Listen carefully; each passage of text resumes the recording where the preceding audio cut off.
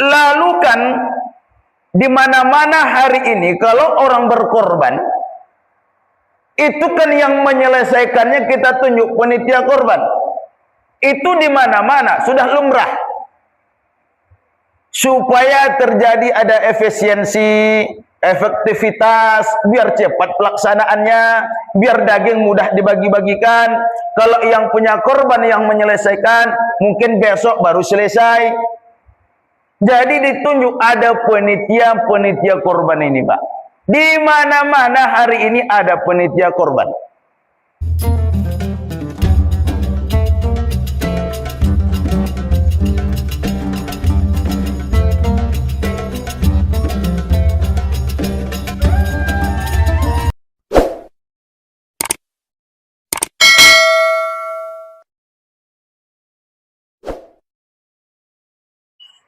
A'udzu billahi minasyaitonir rajim. Bismillahirrahmanirrahim.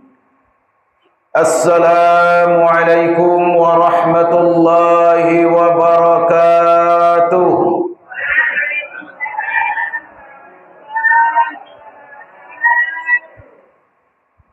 Alhamdulillah.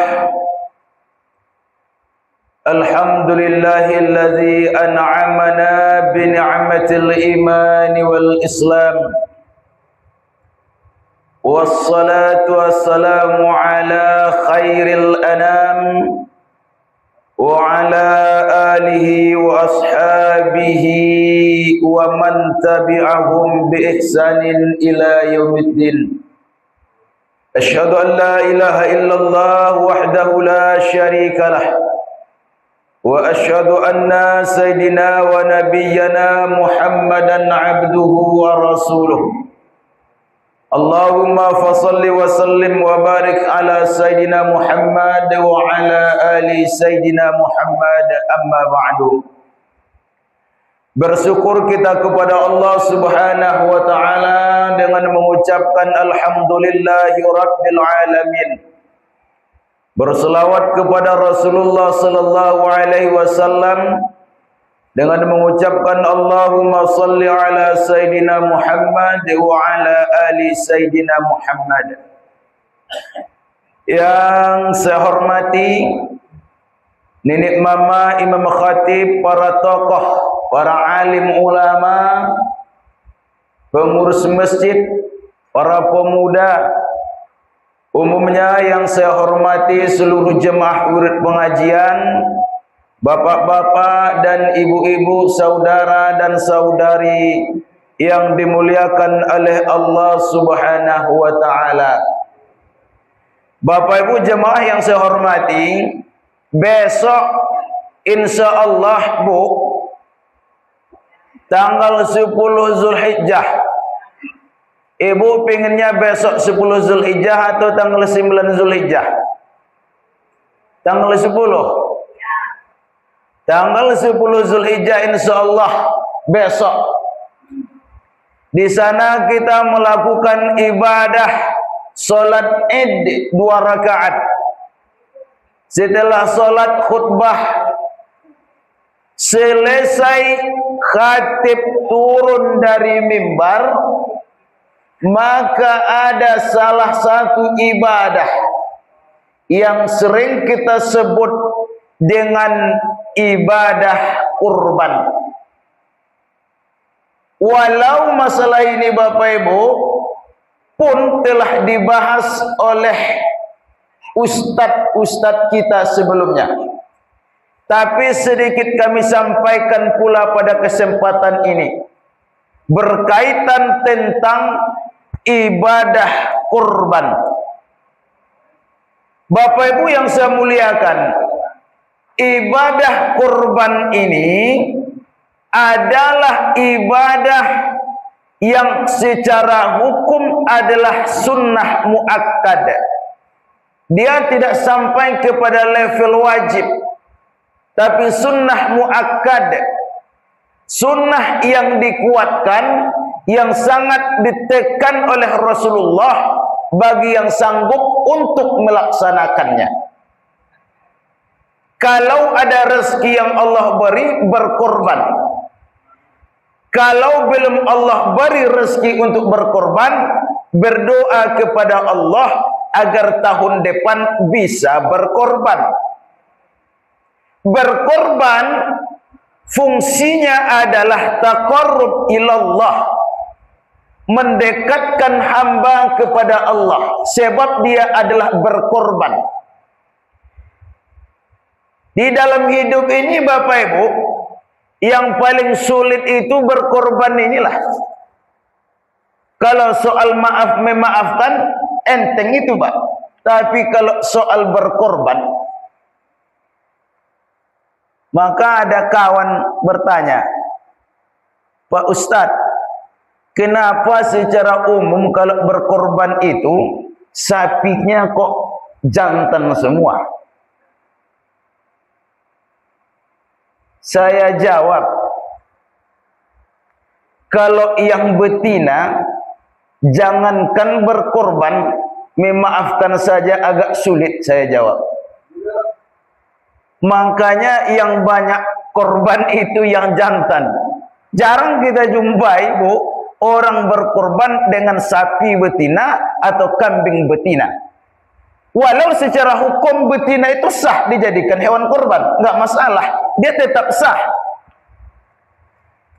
Tetapi banyak melakukan yang dikorbankan itu adalah jantan, disebabkan jantan ini tidak berkembang biak. Si betina dia berkembang biak, masih diharapkan ada keturunan-keturunan. Jadi kalau betina yang disembelih, maka siapa lagi yang akan melahirkan? Makanya jantan dikorbankan.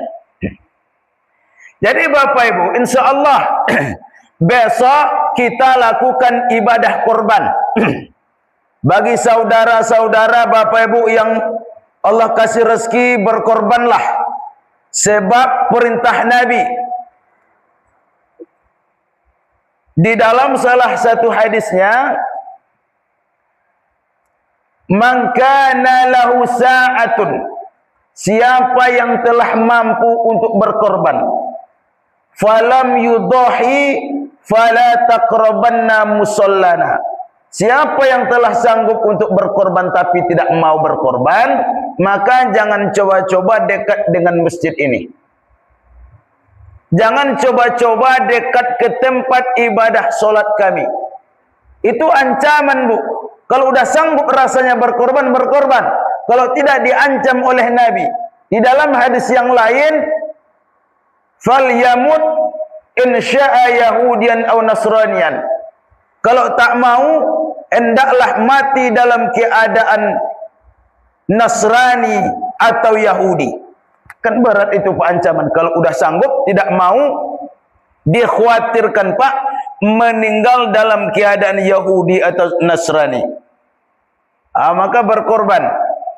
Lalu Bapak Ibu yang dimuliakan oleh Allah Subhanahu wa taala, sunnah pada dasarnya untuk penyembelihan hewan korban itu yang punya korban Pak. Kesunahannya seperti itu. Ibu yang berkorban, ibu yang potong. Bapak yang berkorban, bapak yang menyembelih. Rasulullah demikian. Selesai dia melakukan ibadah sholat Id, lalu dihadapkan kepada dia 2 ekor kibas. Maka Rasulullah menyembelih dengan tangannya sendiri. Sunnahnya itu kita yang melakukan. Tapi manakala memang ibu kan tak tahan, tak kuat melihat darah, pun tak mampu untuk meletakkan sebelah pisau di leher hewan itu, tak tega rasanya.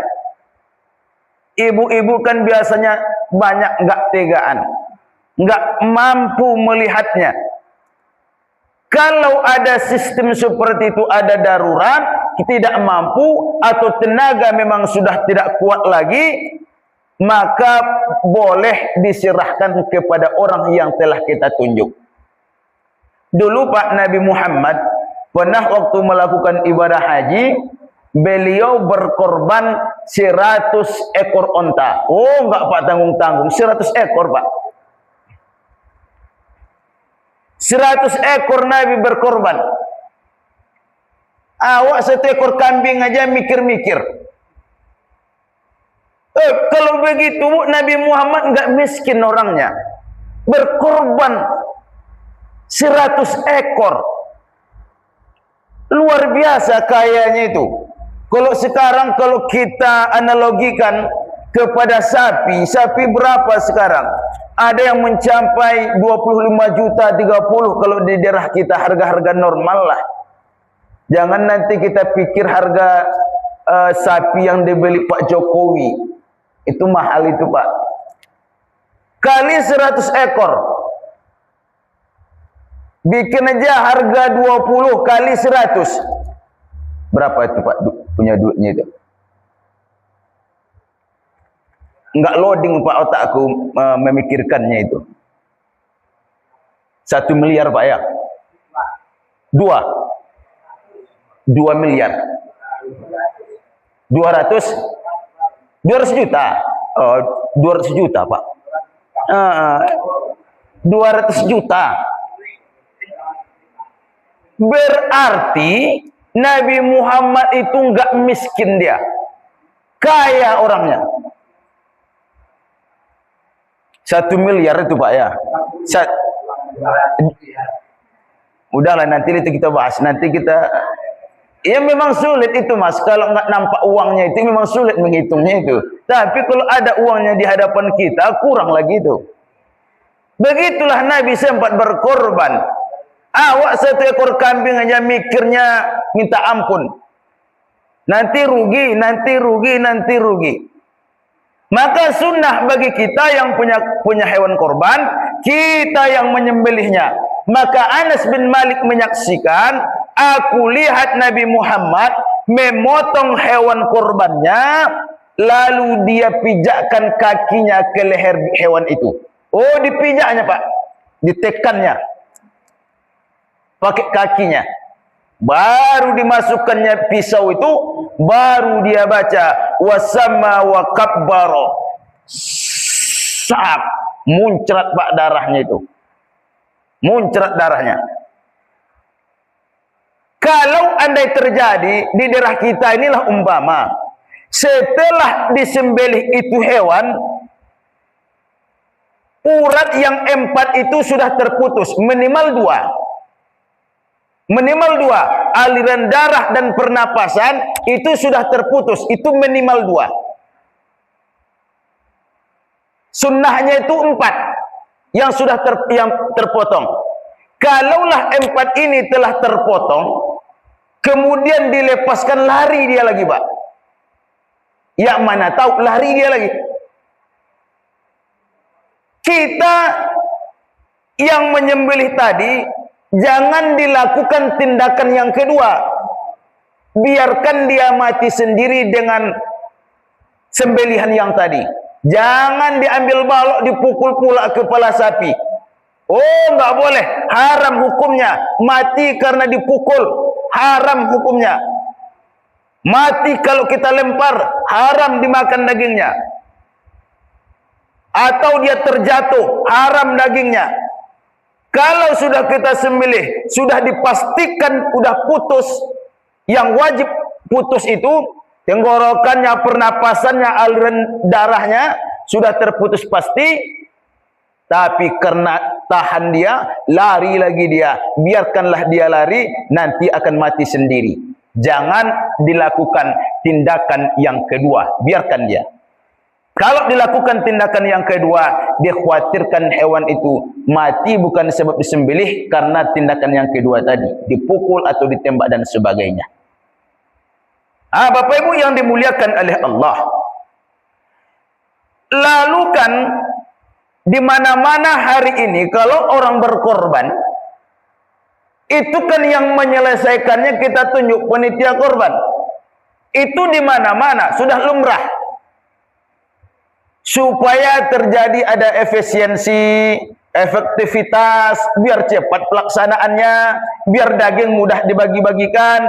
Kalau yang punya korban yang menyelesaikan, mungkin besok baru selesai. Jadi ditunjuk ada penitia korban ini Pak. Di mana-mana hari ini ada penitia korban. Tapi Pak, seharusnya penitia korban ini yang menunjuk si punya korban, bukan orang lain yang menunjuk. Misal saya berkorban, saya tunjuk entah berapa orang untuk menyelesaikan hewan korban saya ini. Entah 7 orang, entah 5 orang, sebab yang punya korban itu saya. Jangan nanti Pak, contoh, yang punya korban saya, yang menunjuk yang lain. Bukan berarti nggak boleh, asal melalui kesepakatan musyawarah bersama, nggak apa-apa. Tapi tanpa sepengetahuan yang punya korban, udah ada yang nunjuk, kau penitianya, kau penitia. Tak nggak sukanya saya dengan dia. Sebab Bapak Ibu, Bu, korban ini ibadah. Bukan sembelihan biasa, ibadah. Ibadah ini mesti ikhlas. Kalau ditunjuk oleh orang lain, hati kita nggak ikhlas, piye iki? Kan ora penak. Ya.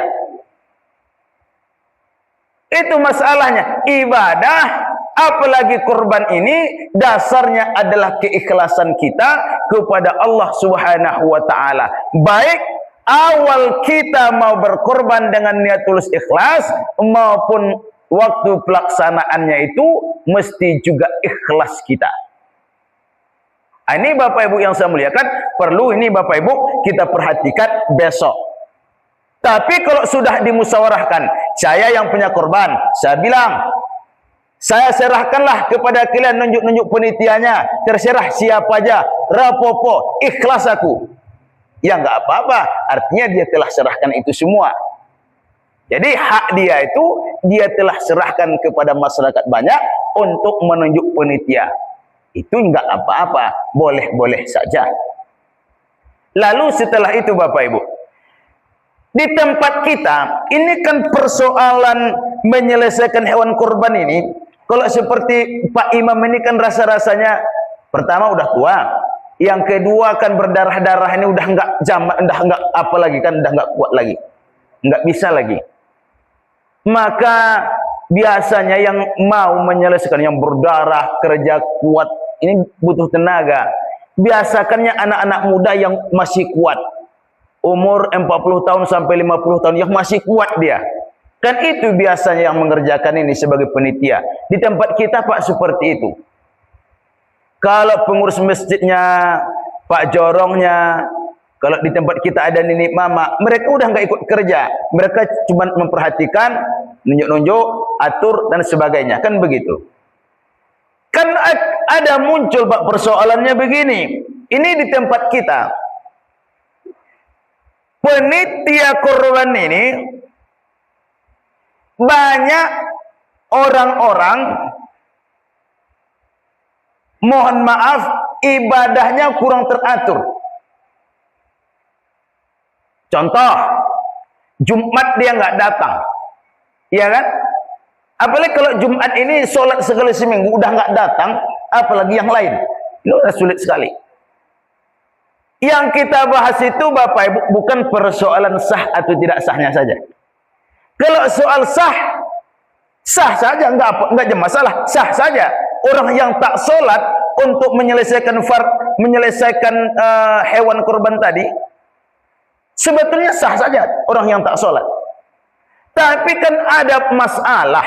Masalahnya begini, ini hewan kurban adalah ibadah. Orang yang mengerjakannya seharusnya adalah orang pun paham tentang ibadah kurban ini.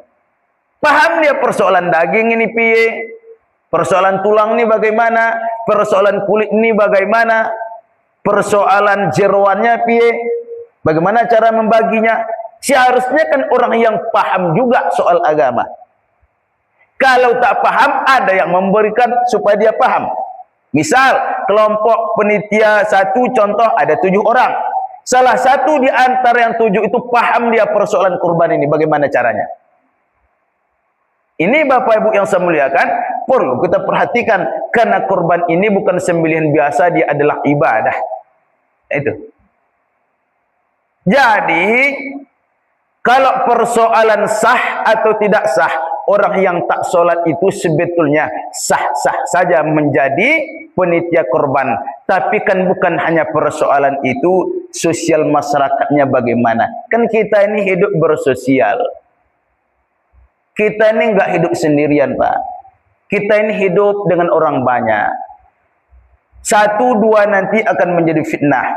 Si anu itu saya ingat tak pernah dia sholat. Tapi kok tiba-tiba giliran bagian daging ini cepat kali dia ini nampaknya ini.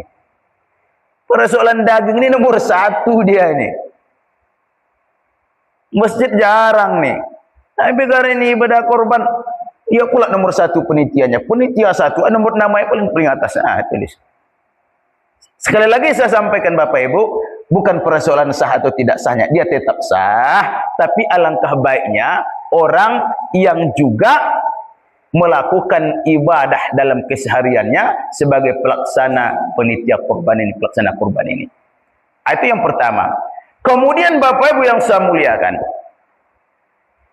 daging korban ini, kata Sayyidina Ali ketika Nabi Muhammad perintahkan kepada dia, kata Ali bin Abi Thalib, amarani Rasulullah sallallahu alaihi wasallam, Nabi sallallahu alaihi wasallam memerintahkan kepadaku an atasaddaqa bijilalil butnil lati nahartu wa bijuludiha. Nabi Muhammad perintahkan kepadaku agar mensedekahkan semuanya, mulai dari tempat barang onta. Dulu Pak, kendaraan orang kan ontanya. Kalau hari ini kan banyak modelnya. Dulu onta, kuda. Jadi di atas punuk onta itu, atau di belakang punggungnya itu ada keranjang. Itu tempat barang, tempat makan, tempat minum, tempat pakaian kita. Kan begitu. Ini tempatnya ini juga Nabi perintahkan kepada Sayyidina Ali, kau sedekahkan juga ini. Bukan hanya dagingnya aja. Ini juga. Kain penutupnya juga disedekahkan.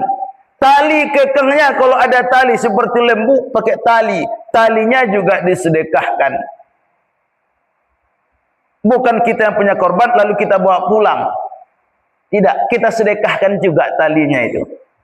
Sampai kata Nabi Muhammad, wabi juludiha, dan juga kulitnya. Kulit hewan korban itu juga mesti kita sedekahkan. Dengan makna tidak boleh kita jual. Itu tadi maksudnya. Kulitnya. Ada orang yang mau bulunya. Bulunya pun tak boleh kita jual. Kasihkan, sedekahkan.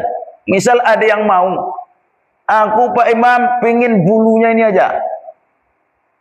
Untuk apa? Kubak ke kebun. Bikin di keliling kebun itu. Kok bisa begitu? Kalau datang nanti wabi, gatal-gatal hidungnya, masuk bulu itu ke hidungnya. Supaya dia enggak masuk kebun saya. Contoh ini. Udah sedekahkan aja, enggak usah dibeli. Kalau dijual, kata Nabi, maka korban ini udah berubah. Tidak menjadi hewan korban lagi. Dia berubah menjadi hewan jualan. Jual beli. Maka tiada korban bagi dia kalau ada 1% pun dari bagian korban itu dijual. Enggak boleh dijual, Bu. Lalu bagaimana? Semuanya 3 penggunaan, 3 fungsi. Boleh 1/3 sama pemilik korban. Boleh 1/3 disedekahkan. Boleh pula 1/3 dihadiahkan. 1/3 Bu, buat kita yang punya korban. Kalau ini korban sunnah, itu banyak itu Pak Imam tuh. 1/3 itu banyak, itu 1/3. Kalau adalah dagingnya 15 kilo aja, 5 kilo kita bawa pulang itu Pak. Boleh. Bukan wajib, bukan harus dibawa ke 5 kilonya, bukan. Boleh si pemilik korban dibawanya 5 kilo untuk dia, 5 kilo dia sedekahkan, 5 kilo untuk dia hadiahkan. Kalau sedekah pasti fakir miskin. Kalau hadiah beda lagi ceritanya. Kepada pemimpin, pada orang kaya, itu namanya hadiah, tidak sedekah. Diberikan. Lalu bagaimana kalau kulitnya ini dijual sama penitia? Ini tadi Pak, makanya penitia itu orang yang paham tentang hukum kurban. Nanti persoalannya, apalagi sebab kebiasaan, diambilnya kulitnya, maka penitia ini dijualnya kulitnya ini. Datang kata Pak Imam, Mas, kenapa kalian jual itu kulit hewan kurban?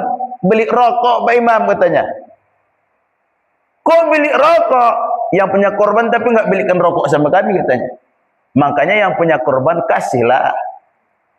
Belikan rokok mereka. Belikan air minum. Kok nyampenya zuhur belikanlah nasi bungkus. Berapalah nasi bungkus? Kalau satu lembu 7 orang bagi-bagilah berapa biaya masing-masing. Jangan pula dari kantong mereka untuk membeli nasi, rokok, minum mereka. Dari kita yang punya korban, keluarkanlah. Jangan pelit-pelit. Untunglah orang itu mau menyelesaikannya, Pak ya. Nanti dijual mereka kulitnya nih. Lalu Bapak Ibu,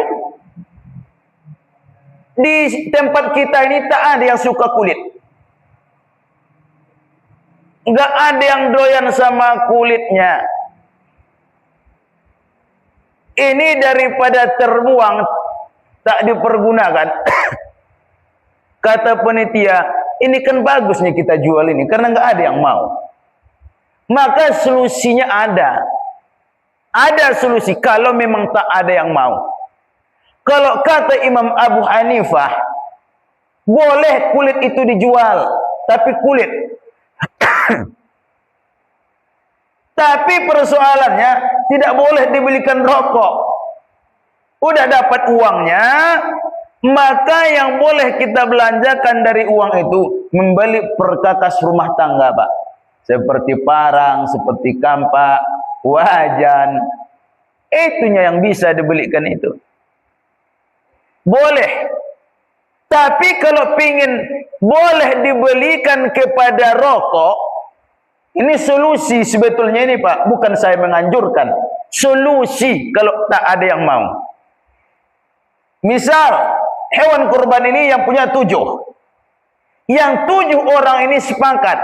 Udahlah, kita sedekahkan aja kulitnya ini kepada penitia.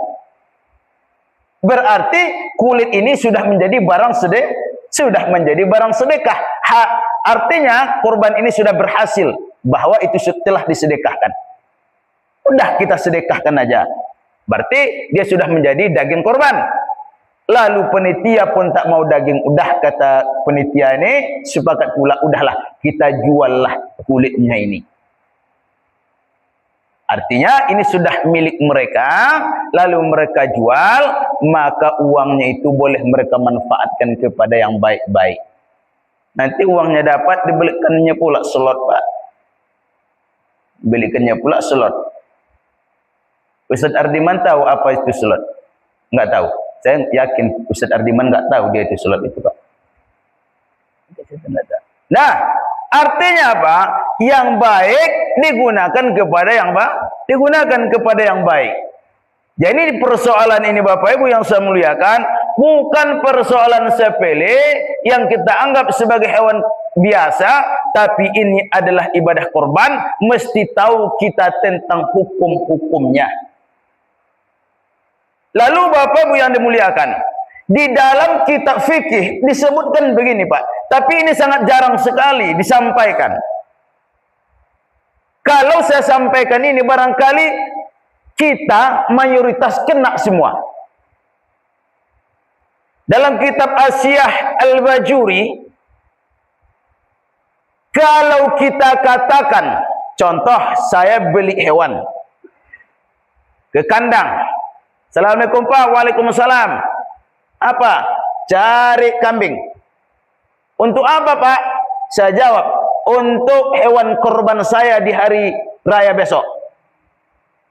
Ini Pak, disebutkan dalam kitab fikih itu, hewan yang kita beli tadi bukan menjadi hewan kurban sunnah Pak, tapi dia menjadi hewan nazar karena kita sebut dari awal ini untuk disembelih sebagai hewan kurbanku di hari raya. Dan alasannya tidak diterima. Misal, setelah dia sampaikan hal itu, lalu ada yang mengatakan sama dia, itu korbanmu itu sudah menjadi nazar, korban wajib tak sah kau makan dagingnya. Lalu dia beralasan, ini korban sunnahku, kata dia. Alasannya itu tidak diterima alias ditolak, karena dia telah ucapkan di awal. Nah ini Bapak Ibu, sulit bagi kita. Mayoritas itu kena itu Pak. Karena kita pasti mengatakan, ini apa ini? Hewan kurbanku. Atau dia katakan, aku berkorban tahun ini. Itu menjadi jatuhnya nazar. Lalu bagaimana supaya dia tidak menjadi nazar, supaya dia tidak menjadi hewan yang wajib kita sembelih, dia tetap menjadi sunnah? Maka disebutkan solusinya di sana, saya akan beli hewan yang akan saya makan dagingnya di hari raya besok. Gitu caranya Bu. Ini untuk evaluasi di masa yang akan datang lagi. Ini tolong Bapak Ibu kita ingat ini. Jangan sampai kena. Jangan kita katakan, misal, ini kan kita belum bisa berkorban contoh. Lalu sudah kita katakan, tahun besok saya berkorban. Itu persoalannya, lalu tahun besok ibu berkorban, dia bukan sunnah lagi, tapi dia menjadi nazar, dagingnya tak boleh kita makan. Lalu solusinya seperti ini tadi, saya akan menyembelih seekor hewan, di hari raya besok dagingnya akan saya makan. Atau akan saya sedekahkan, atau saya hadiahkan. Kata korbannya ini, jangan kita katakan sebab dia jatuh menjadi wajib menjadi nazar. Itu nazar hakiki itu Pak. Atau dia katakan begini, demi Allah, tahun besok saya akan berkorban. Menjadi nazar hakiki.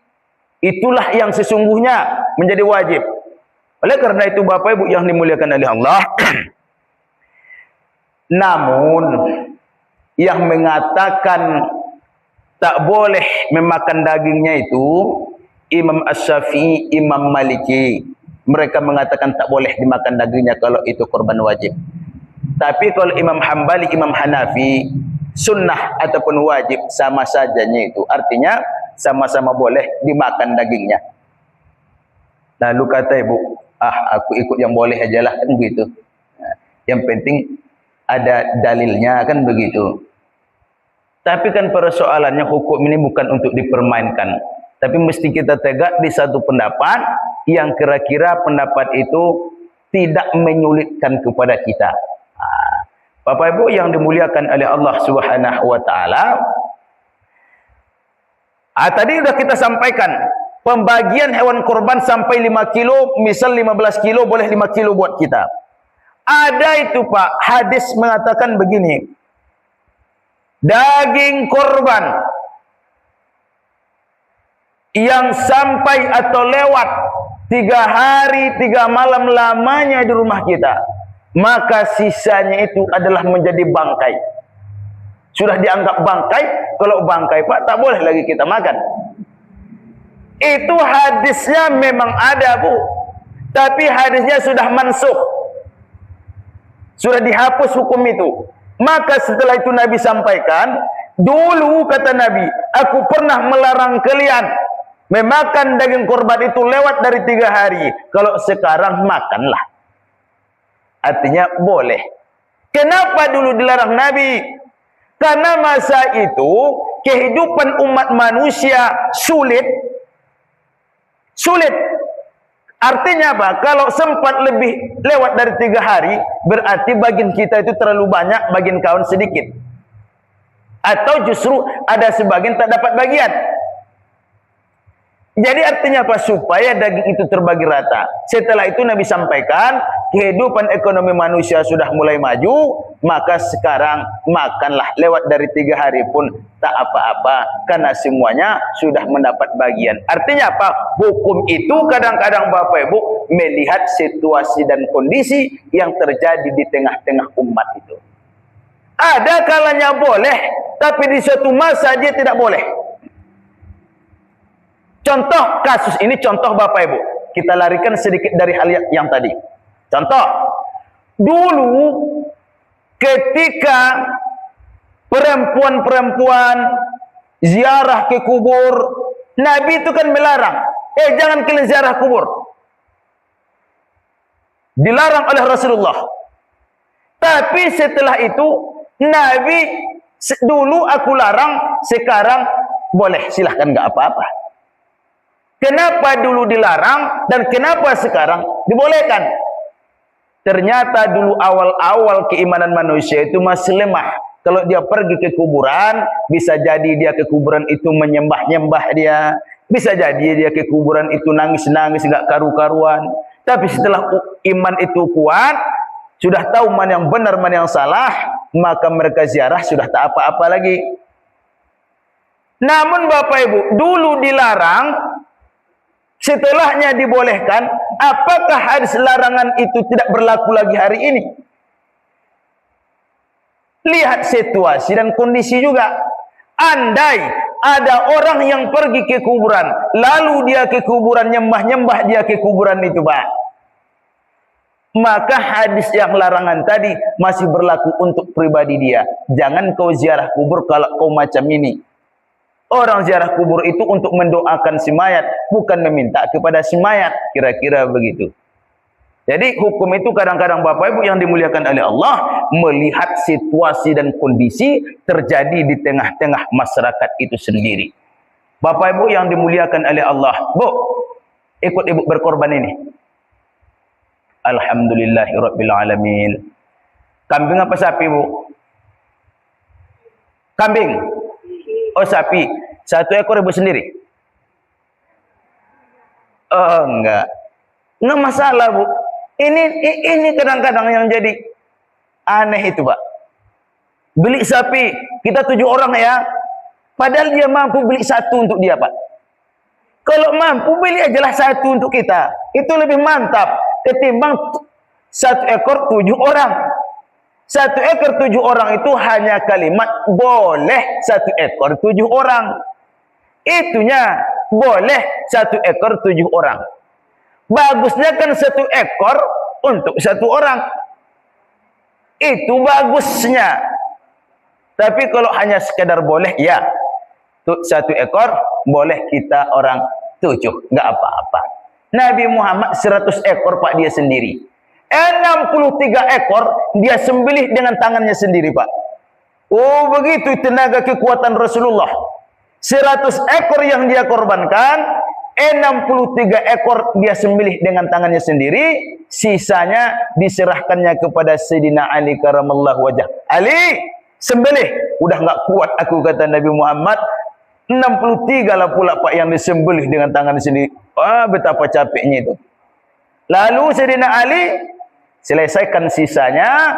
Lalu kata Sayyidina Ali, setelah dibagi-bagi ini, upahnya tidak boleh diambil dari daging. Tapi apa kata Sayyidina Ali? Kami keluarkan dari kantong-kantong kami sendiri atau dari dana kami sendiri. Jadi upah untuk penitia ini, Pak, mohon maaf, Pak, ini kalau anda terjadi di tempat kita, upahnya nggak boleh dari daging itu, Pak. Tak boleh diambil dari daging itu. Haram hukumnya memberikan upah dari daging korban itu, Pak. Lalu dari mana upahnya? Keluarkanlah, siapa yang berkorban itu, dia yang menggaji penitia itu, bagi-bagi. 7 orang 1 ekor. Yang menyelesaikan berapa orang? Patungan. Bagi, gaji dia.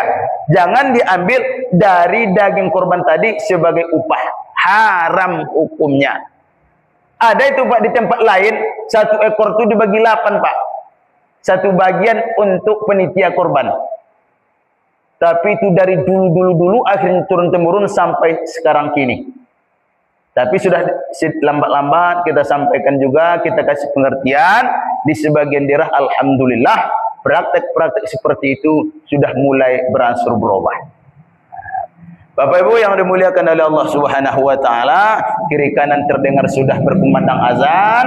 Mungkin ini yang dapat saya sampaikan. Mohon maaf kepada Adinda Ustaz Ardiman. Ini yang bisa saya sampaikan. Semoga yang sedikit ini bisa bermanfaat bagi kita semuanya. Banyak maaf dan terima kasih. Assalamualaikum warahmatullahi wabarakatuh.